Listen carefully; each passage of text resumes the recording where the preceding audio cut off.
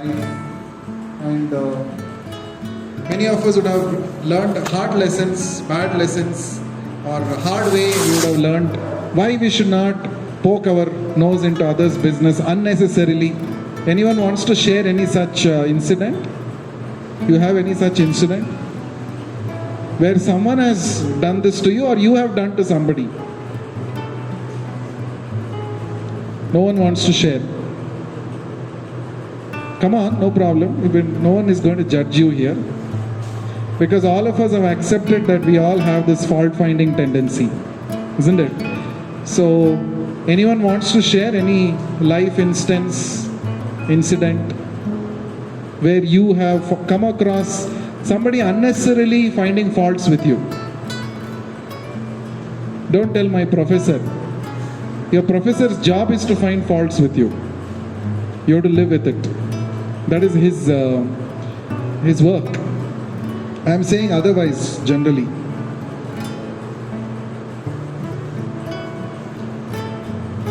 No one is able to recollect any such noteworthy incident. Is it? Okay. If you come across any incident in between the session, also you can interrupt me, and we would like to hear that interesting incident from your life. Why I am asking you to share that incident? Because there are many things that happen in our life which are meant to teach us some lesson. We generally brush it off and say, oh, it's okay, it's yet another day, yet another incident. But no, an intelligent person will see what lesson I can learn from every incident that happened in my life, good or bad, isn't it? So, anyway, let's begin.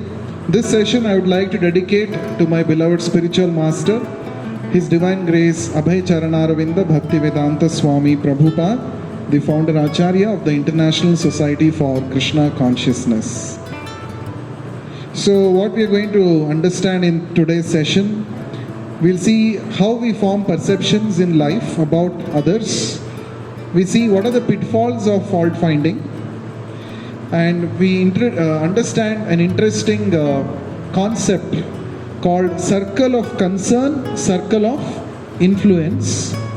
A very powerful concept which we can apply in every walk of life. We'll see learning the process, how to and how not to judge others.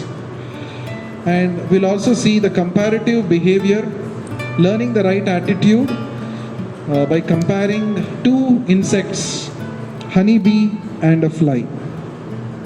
Okay, let's begin with how we form perceptions in life.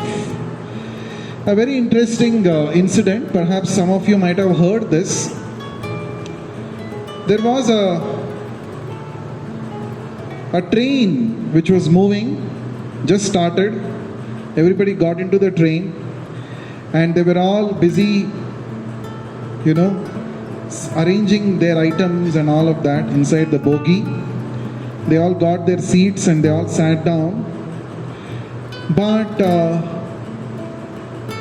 one family entered.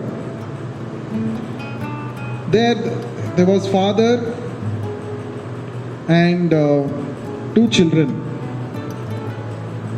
Okay? Father and two children. They were making a lot of noise, those children. They were really, they were like crying loudly, laughing, all kind of things, very loudly. They were talking. Especially they were pointing out, as the train started moving, they started pointing out, oh, big tree. Both the kids used to make a big sound for that. Oh, tree, oh, mountains, oh, river, oh, they started. So initially they thought, okay, children are generally high energy particles. They will settle down after some time. But then their energy seemed to be increasing, scenery after scenery. They were like so excited. So the other passengers got disturbed. What is this? Okay, why they are making a big issue out of one tree, one hill, one rock? Why for everything they are giving such extra expressions? They were all like, so some of them started making perceptions. oh, maybe these are some mentally ill children, or maybe these are really uncontrollable. Their parents are also not able to control. Father, mother also, they are not able to control. Like this. So they were forming perceptions. We generally form perceptions about people very soon, very quickly. We are very judgmental about people around us.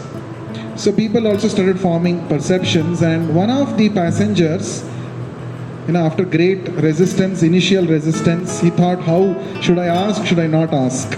With all of that over, so he went and told that father, can't you control your children?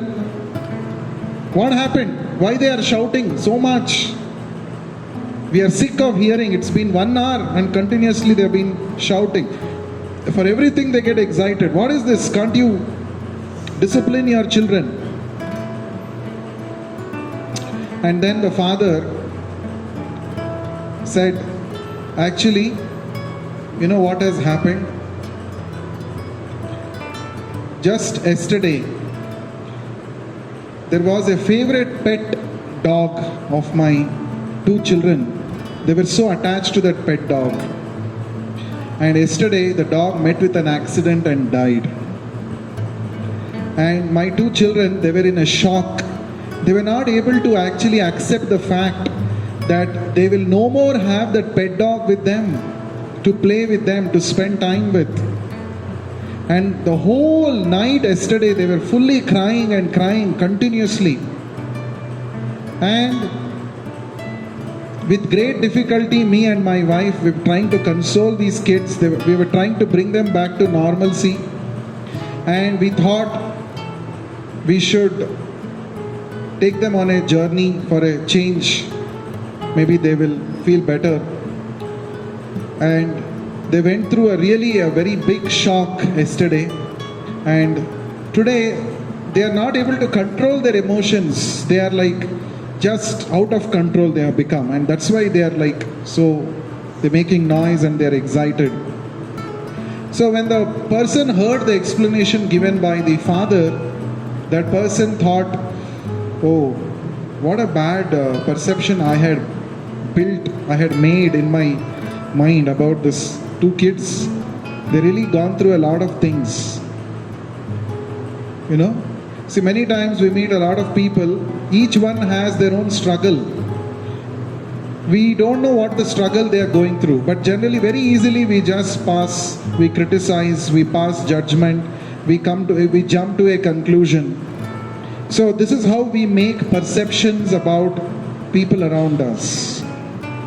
Without knowing the actual reality, many passengers, they were thinking, okay, these are mentally retarded children, or these are some uncontrolled, bad children. They made their own decision, made their own perception without actually knowing what they went through. So what is the lesson we learn from this? When we understand the reality, there is a paradigm shift. There was a paradigm shift for that passenger who asked the story, who asked the reason to the father and heard the reply. There was a paradigm shift. What is paradigm shift means? What is that? Change in perception. Right? Change in perception. We understand, initially we have certain understanding about things around us, but when we go deeper and understand reality, oh, this is not what I was thinking, was not the correct understanding. Oh, there's a different understanding. When you have that kind of an experience, it's called paradigm shift experience. Right? So it's very important for us, before forming perceptions, jumping into conclusions, being overcritical about others, it's very important for us to try to little bit see the world from the other person's point of view also. That's very, very important. Right? Yeah, so we understood. So beliefs often lead to logical conclusions which may not be necessarily true. We have our own set of beliefs. Based on those set of beliefs, we come up with a conclusion, a logical conclusion. But But the point is, the logical conclusions may be true, may not be true. At least we should have the humility to know that whatever I believe in, whatever I have concluded, may not be the truth. That's called humility.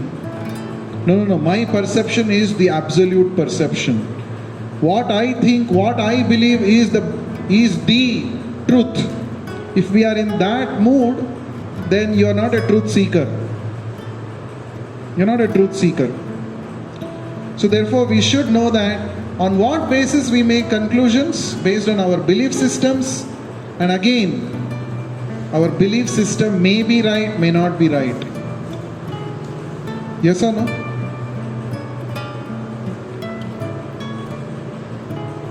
Even scientists, Sir Isaac Newton once said, known is a drop, unknown is an ocean. What I know is just one bit of the entire existence. What I don't know is so much. So how can I be so confident about my conclusions about people around us? Isn't it? We should never be so confident that I know what it is. Yes, I can judge others.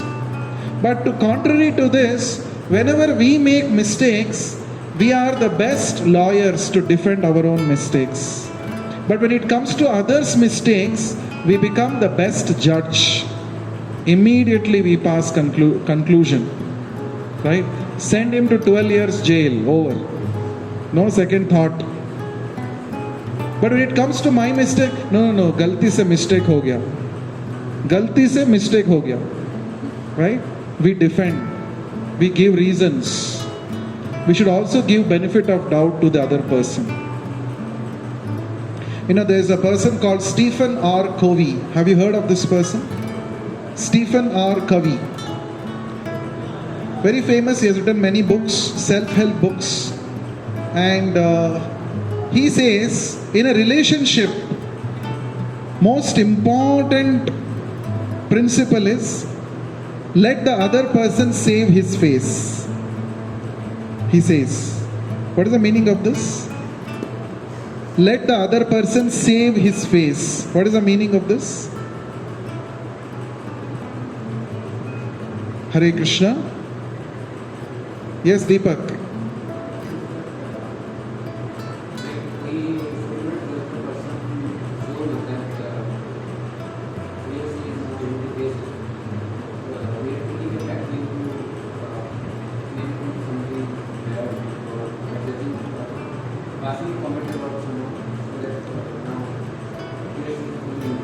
Yeah, sometimes we are too quick to brand a person and we want to expose that person in front of everybody. See, this person did like this, as if we are doodh ka dhula. We are 100% shuddh, pure. We think like that.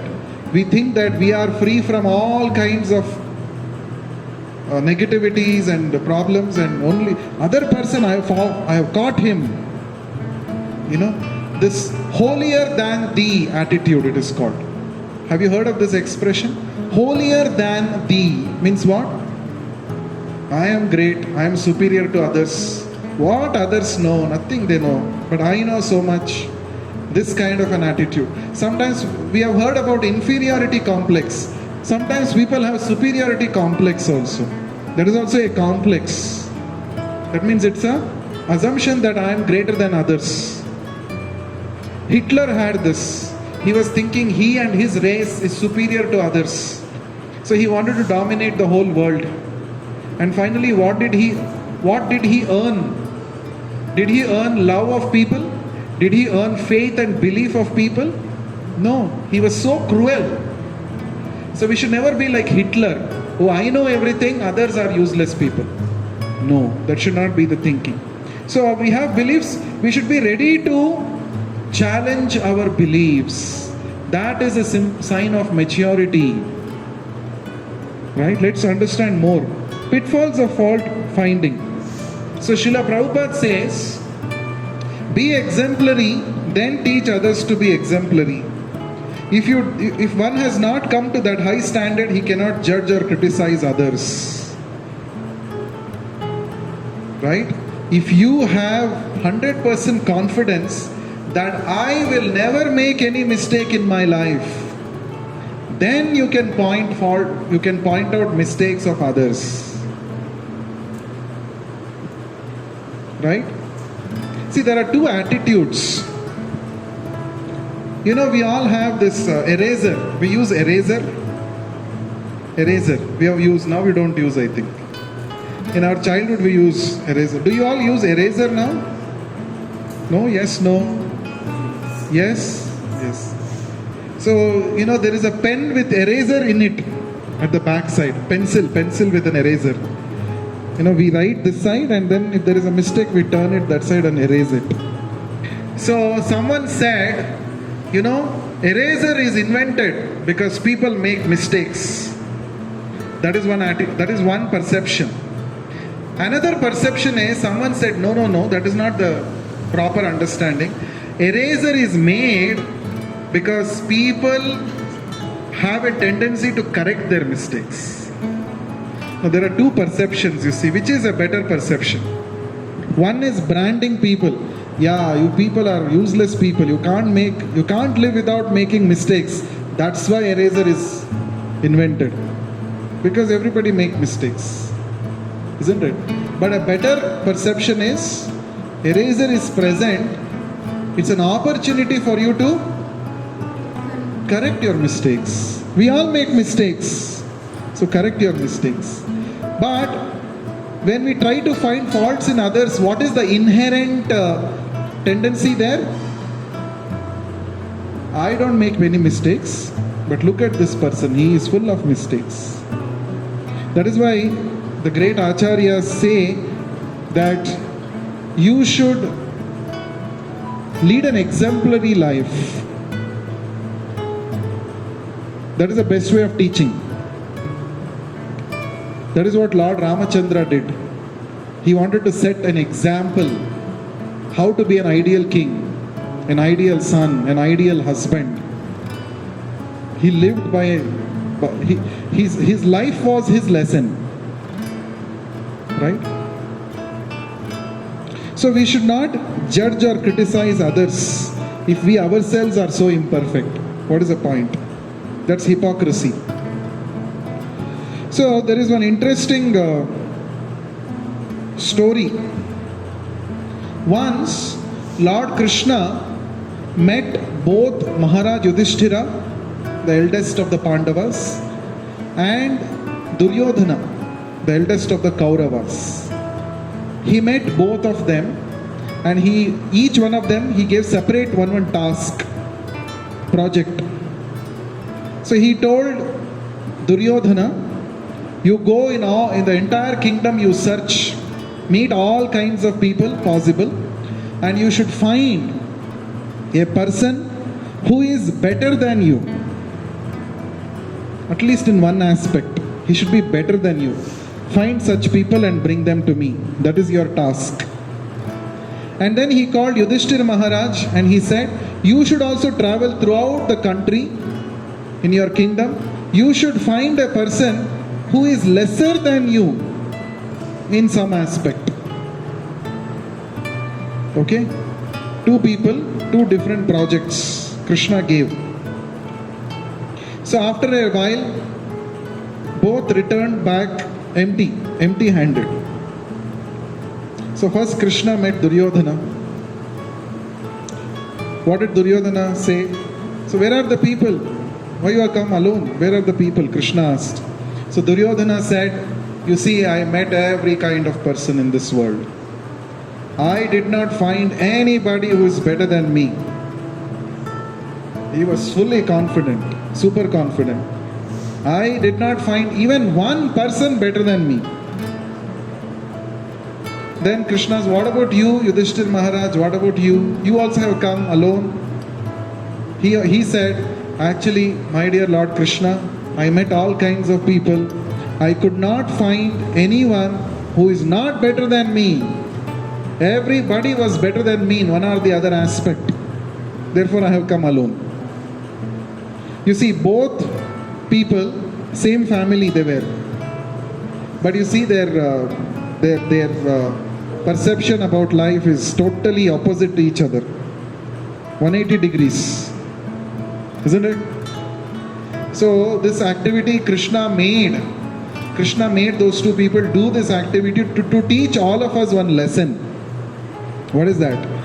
When a person is too proud, too materialistic, like Duryodhana, he will always think that I am the best. A materialistic person whose goal in life is simply to dominate others will never become humble, will never think that there is some good quality in the other person, let me learn from him. He will never think like that. But whereas a spiritual person like Yudhishthira, even though he was also a Kshatriya from the same family, but look at his thinking. He said everybody had at least one good quality which I don't have. Therefore he is better than me. So a spiritual, when you become free from fault-finding tendency, only then you can learn from others and become better and better. If you always find mistakes in others, faults in others, not only you will become more negative in your life, you cannot learn anything new, you cannot progress. Everybody is a bunch of positives and negatives. Both qualities are present in everybody, but depends on what you focus. That is a lesson we learn from this.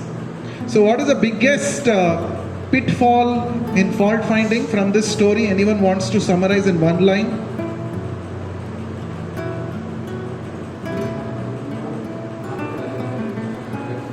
I can't hear you, please, loudly.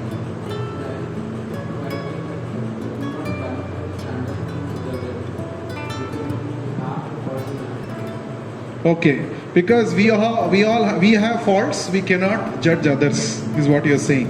Okay, from this story, very nice. Give a big round of applause to Deepak. Any other lesson that we learn? I want all of you to please speak. Share whatever you learned, whatever you know. Nobody is going to judge you here, don't worry. I will not judge you. Anybody?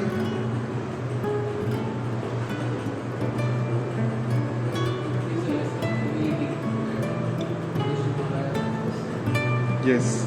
Yudhishthira Maharaj was humble enough to say that others are better than me in at least one aspect, in some aspects. Whereas Duryodhana was proud. So pride goes before a fall, we say, right? That's what happened with Duryodhana. In fact, Duryodhana was so proud that he was finding faults with his teacher also. With Drona Acharya also, when he was teaching, he was saying, you are not teaching properly. You know, why you are not doing well? My teacher did not teach me properly. Isn't it? We used to give in our childhood, we used to give some lame reasons like that. Nach na aaye, angan tedi. Right? Problem is with you, but you want to put the fault on others. So Duryodhana was that kind of person. He was finding fault with his teacher also. Isn't it?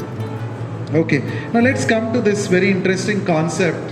Circle of concern and circle of influence. First, let us see what is circle of concern.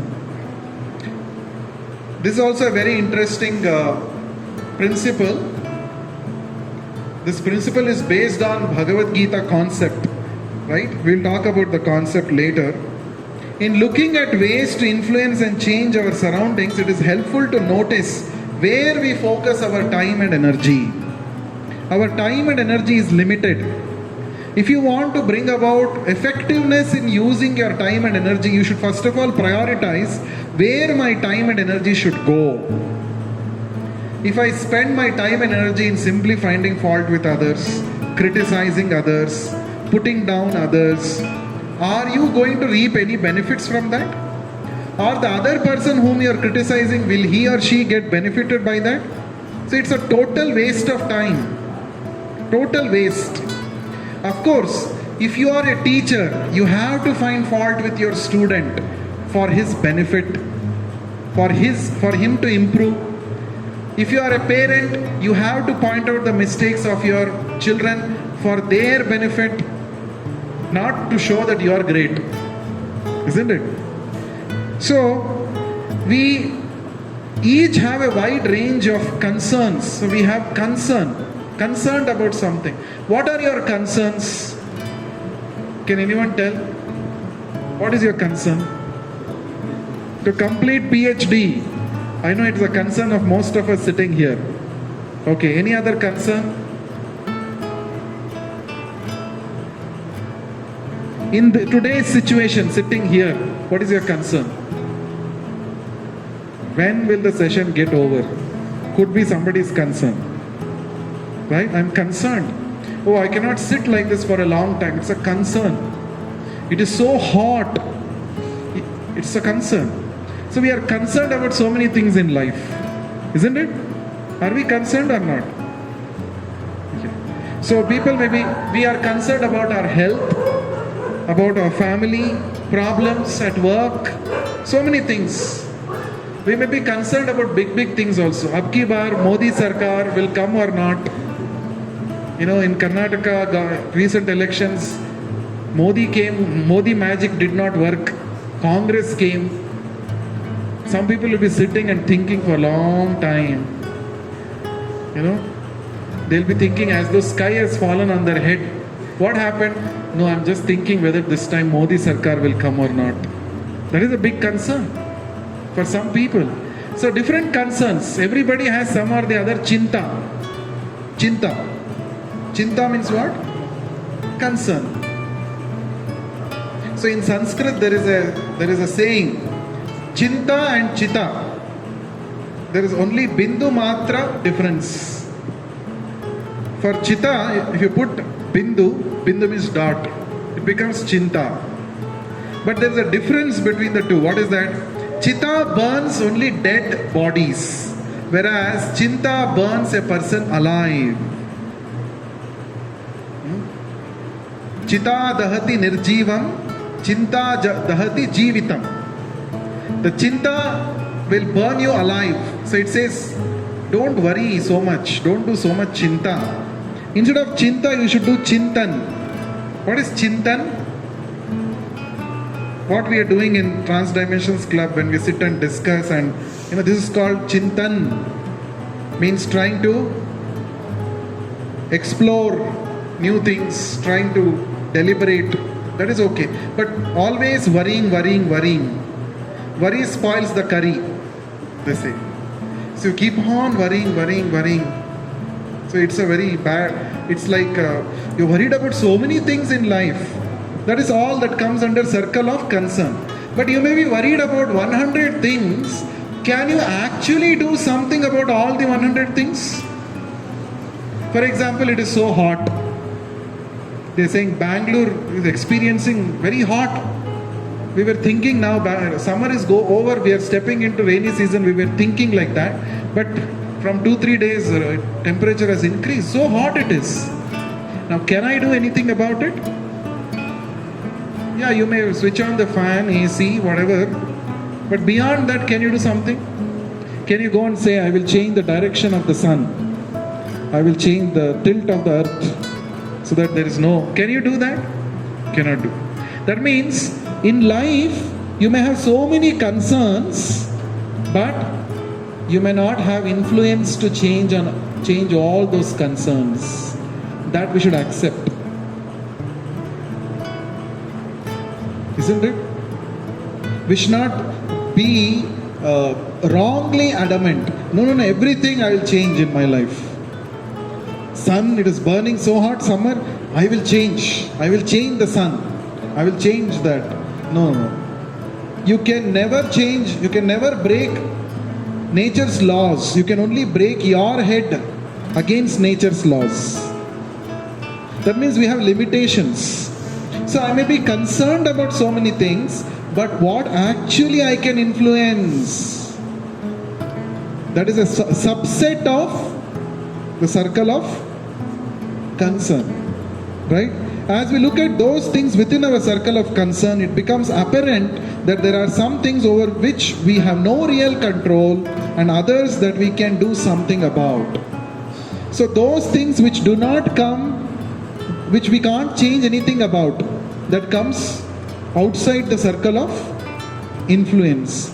And those things which you can actually do something about comes inside the circle of influence. You understood?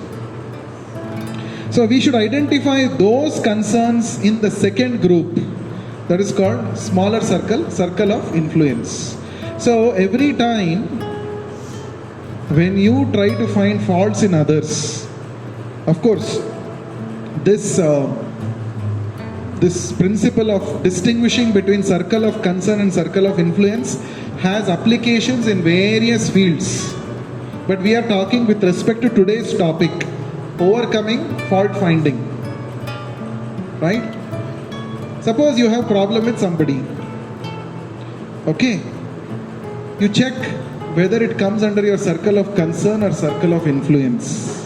What is that? Can I do something about it? Can I help him? Can I help him to overcome his problem? If yes, it comes under circle of influence. Right? Suppose it doesn't come under, you cannot do anything about it. It is only your concern. Where should you focus your attention and energy? Circle of concern or circle of influence? Yes? Circle of influence. You know why?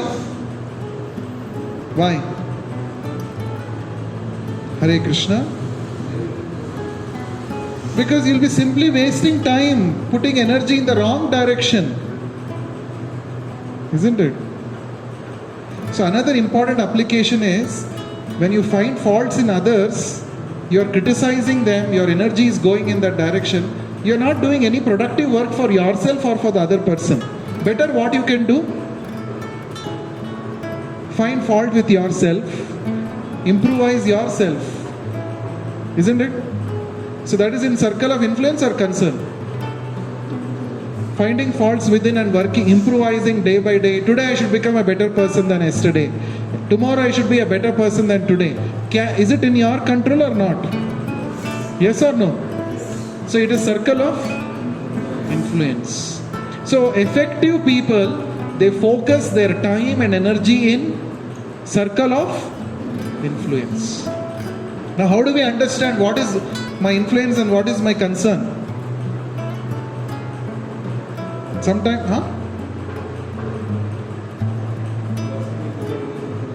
What is that? Okay. So for example, if you are a student, tell me what all comes into your circle of, you are preparing for an exam, let's say. Tell me what all comes under your circle of concern. First, Chinta. What comes? One by one you should tell. Put up your hand and tell me. Yes, Sri Krishna, what is your concern? Whether you will pass or not. I said you are preparing for the exam, already result Chinta. First you prepare, no? He is not preparing, he is already thinking, when will I pass or not? Okay, then any other Chinta? What is your Chinta, Sujay? Will the teacher complete the syllabus or not? Teacher or you? Yeah. Then, what is your Chinta? Whether I'll remember whatever I studied in the exam or not. That is his Chinta. What is your Chinta, Ankit?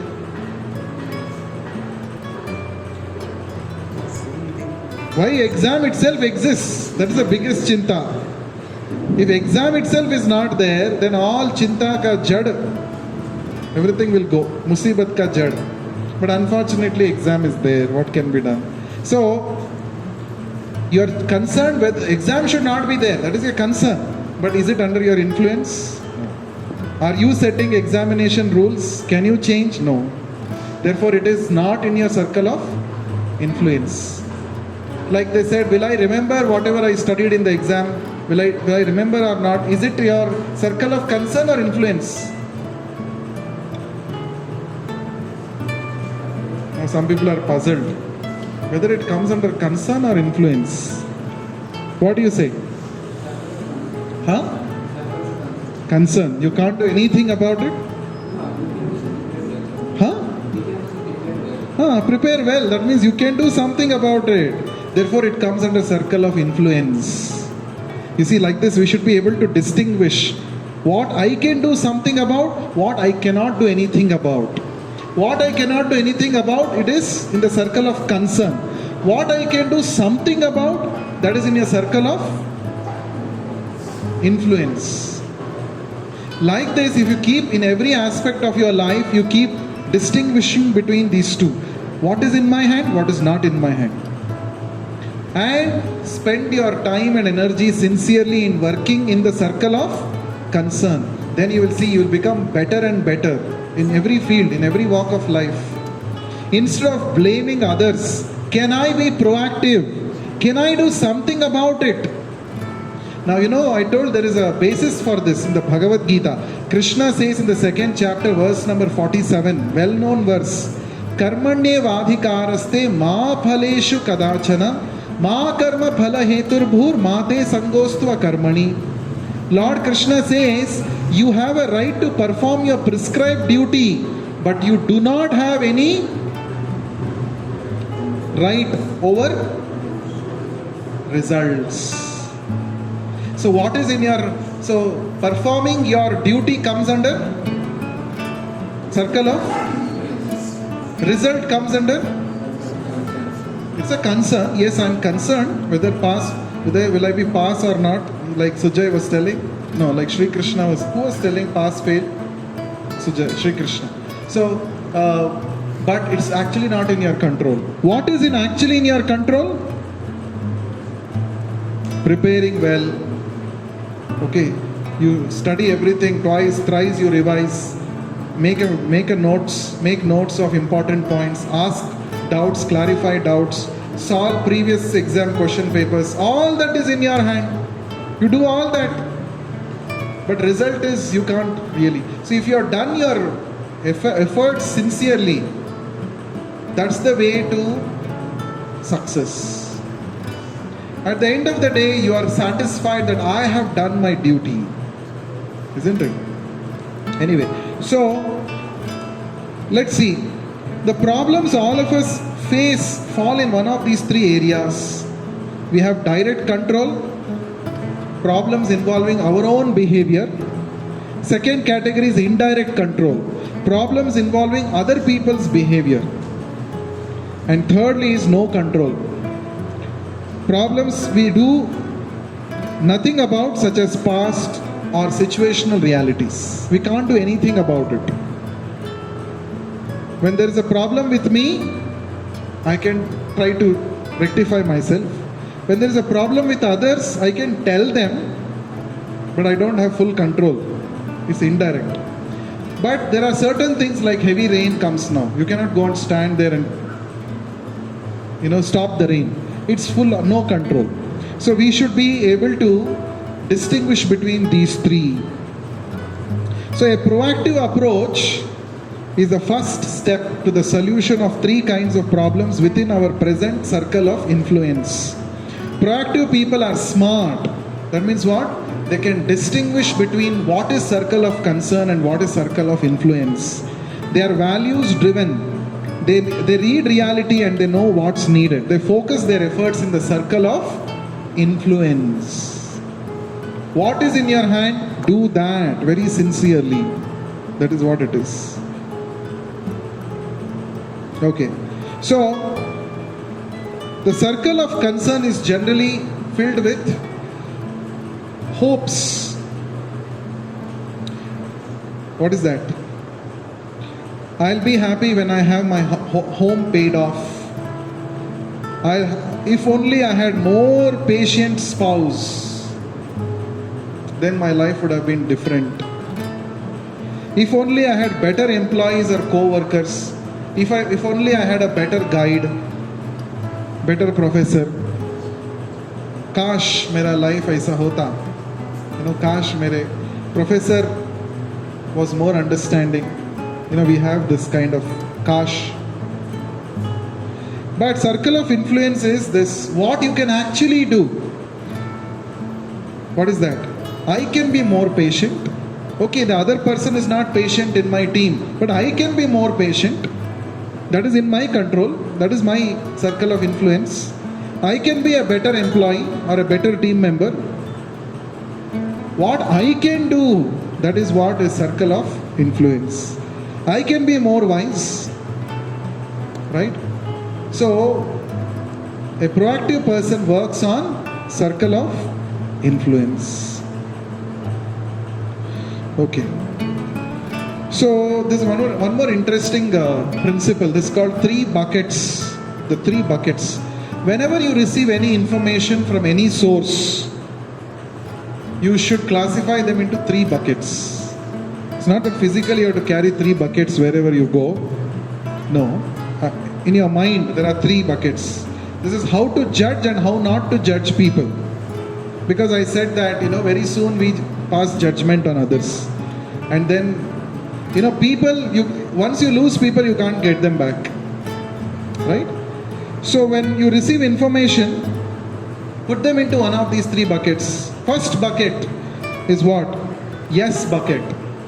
If you're 100% sure that whatever information you have received about somebody is pakka, 100% foolproof, 100% true it is, then it comes sits in the first bucket, yes bucket. Right? If you received from a proper source and you got the 100% correct information that this is wrong, then you put in the no bucket. Right? I know that the information received is not true and it has been verified, then I put it in the no bucket. And third one, I'm not sure. The third bucket is called not sure bucket. What is that? I'm not really sure whether this information is true or false. Put it for time being in the third bucket, not sure bucket. And what you should do is regularly keep shifting items from the third bucket to first or second. Don't let it be there in the third bucket. You know why? Why it should not remain in the third bucket for a long time? When you're not sure, there's no clarity in life, then you tend to assume things about others and you lose relationships. It will also cost other things in your life. Therefore, first is you have to have clarity. To have clarity, keep checking what all things have got piled up in the third bucket. Keep checking and transfer them into first or second one. Yes or no buckets. So in the Srimad Bhagavatam, our Vedic scriptures give us a wonderful insight into how to be very, very sensitive while judging. Right? Of course, we should not judge, because as somebody said, only if I am perfect I can judge others. So everybody is a combination of plus and minus. Each one of us and the people we come across also, they are a combination of plus and minus. Right? So here, what is the unique characteristic of a honeybee and that of a fly? The Srimad Bhagavatam gives us this wonderful analogy. Both are insects, but both have a peculiar feature. What is that? A honeybee, it always searches for honey. It does not go and sit on some filthy place. It does not go and sit on some garbage, roadside garbage, filth. It doesn't sit. It's only focused on finding the flowers, and even in the flower, it is focused only on the nectar, honey. Oh, I'm sorry. But you see, there's another insect. What is that? A housefly. What is its nature? Even though there may be a garden full of fragrant flowers, but that honeybee will not be interested in any of the flowers. Where does it go and sit? Where there is dirt. The housefly, I'm sorry. Housefly. Where does it sit? Where there is dirt, where there is filth, garbage, it will sit on that only. So both are insects, two creatures in the insect kingdom, but they have two different attitudes. Thank you for reminding. Okay. So, the Bhagavatam says, a person who wants to be happy, successful, a person who wants to be spiritually advanced, he should be like honeybee. He should not be like fly. What is the meaning of that?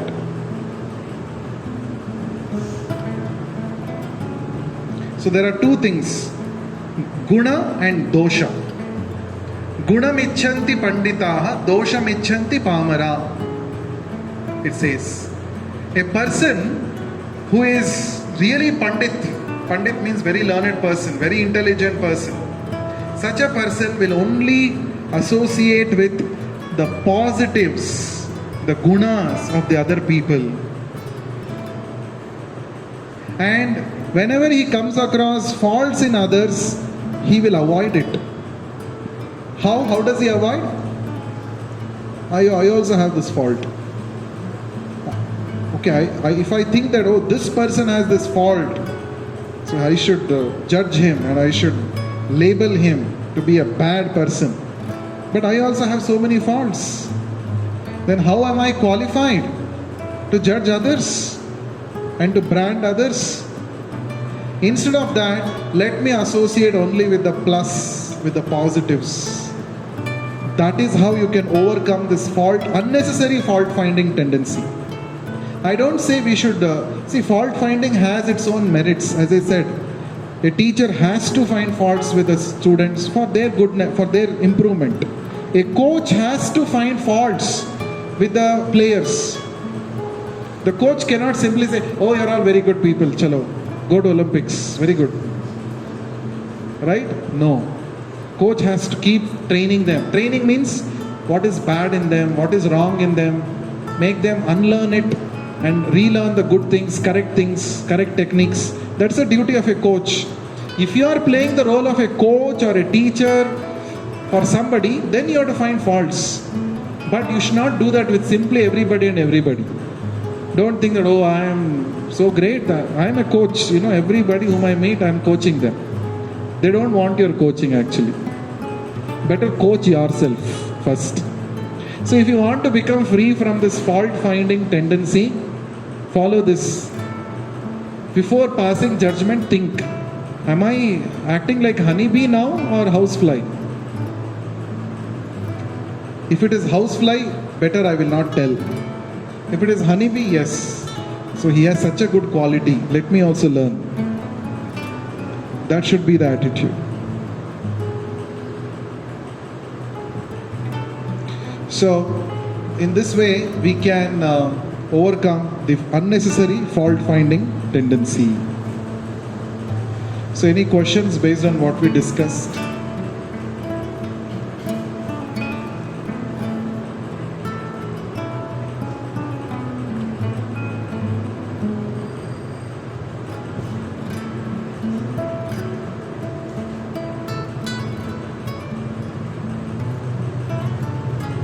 So somebody will say, for example, nobody is asking questions, so I am only creating question and answer. If somebody says, you told you should only associate with positive things in others, but when I am trying to associate with positive things, negative thing is also coming along with that, because we are a package. You cannot say only this part I will take, that part I don't want. So what is the answer for this?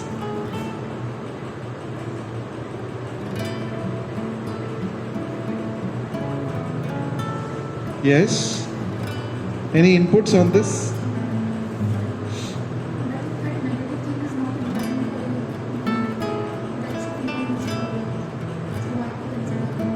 No, but our mentality, our thinking is not like that, no? Generally, this problem, yes, that problem.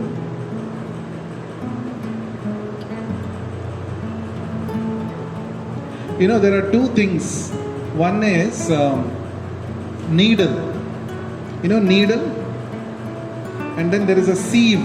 Sieve, you know sieve. What is sieve? हाँ? क्या बोलते हैं इसको हिंदी में? I didn't. Channi. Okay. So what is it? What is the, when you see these two objects, what comes to your mind? Huh? Both have holes. But needle has one hole. The charna has hundreds of holes. So one day needle came and told, look at this charna. It has so many holes. But the charna replied back saying, you yourself have one big hole. You are not focusing on that. You are focusing on my innumerable holes. So what is the understanding from this? I have so many faults, but I think that I am faultless and I go and judge everybody. This has 100 faults, 200 faults, 300 faults. I am an ocean of faults. That I am not seeing. Right? So, the same thing, reverse also can happen. Charna can come and tell the needle, see, you have one hole. What is this? You should not have. You should be perfect. But he himself has hundreds of holes. Isn't it? So, when you are associating with others, yes, you will come across both pluses and minuses in others. But when you come across the minuses of others, if it is not your business to correct that person, then you should immediately remind yourself about your faults. Then you are a spiritualist. A spiritualist will see, I am only faulty. I have so many problems with me. How can I go and correct others? Unless it is your work, unless you are authorized to do that. For example, teacher is authorized. When she is evaluating answer paper, teacher cannot think, see, I only have so many mistakes. Why I should find faults in the answer paper? 100 on 100 I will give for everybody. For everybody I will give 100 on 100. That is foolishness. That is wrong application of the principle. You are a teacher, your position is to correct them. That's why we say correct the paper. Correct the paper means what? What is wrong? You have to find out. Put one red circle, red mark, and show to the student, see, this is wrong, this is wrong, this is wrong. That is her job. But if it is not your job, when you come across others' mistakes, what you should do? What you should do? Find faults in yourself. I am an ocean of faults. I have so many faults. Who gave me that adhikara, authority to check others' faults? That means, what is this topic leading us to? It is leading us to become self-aware. Become self-conscious. Go deeper, understand yourself. We can lead our life at the surface level. That is one way. Most of the people in this world, 99% of the people live life on the surface level. What is that? If I have some nice money, some good property, I have nice people around me, good bank balance, yes, my life is done. I am a successful human being. That's a very surface level life it is. Go deeper. Go deeper. Understand what is right now in your heart. What are the things you have given shelter to in your heart? So my heart is filled with all about comparison, finding faults with others, lust, anger, greed. These are all taken shelter in my heart. On the surface, I am a successful person. Because people don't go deep. They think, success means this only. If I have money, bank balance, this, yes, my life is set. Set ho gaya. That is not life. So, we have to go deep, and Bhagavad-gītā helps us to become self-conscious. If you want to really lead a deeper life, deep life, not like everybody in this world. Everybody have their own definition of success. Money, bank balance, this, success. you should also not go with that. At least those who are coming to Transdimensions should not think that, if I have these things, my life is success, set. So we should not follow the mob. Here we are meant to look within. Understand what is my internal environment, what is going on within. Right? For that, the best self-help book is Bhagavad-gītā. See, each verse of Bhagavad-gītā acts like a mirror. Shows you what you are. Shows you. It helps you to go deeper and deeper within. Understand yourself. What's going on within. What really I'm supposed to do in life. But what I have got busy doing with. That is what Bhagavad-gītā teaches us. Therefore, this topic leads to becoming more self-aware. So the best way, as recommended in the scriptures, the best way to increase our self-awareness, the best way to realize our inherent spiritual existence is through the process of connecting with Krishna. When you connect with God, you realize your inner spiritual existence. Slowly it will unfold. And the best and the easiest way to do that is chanting the Hare Krishna Mahamantra. Harer Nama Iva Kevalam Kalau Nasti Eva Nasti Eva Gatiranyatha. In this age of Kali Yuga, there is no better method. 3 times it is repeatedly said. Kalau Nasti Eva Nasti. There is no better method of self-awareness, self-cleansing than chanting of the holy name. When you chant the holy name of Krishna, you directly come in touch with Krishna. And that's the purification that we all should go through. Then we will be leading a deeper life. Otherwise, surface level, chal raha hai, cut rahi hai. Like that. So that should not be the way we should lead our life. So please, let us now chant the Hare Krishna Mahamantra. It may appear to be very simple process and simply by chanting this mantra, distribute the beads. Simply by chanting this mantra, so many things will happen. Yes, it will happen if you practice diligently.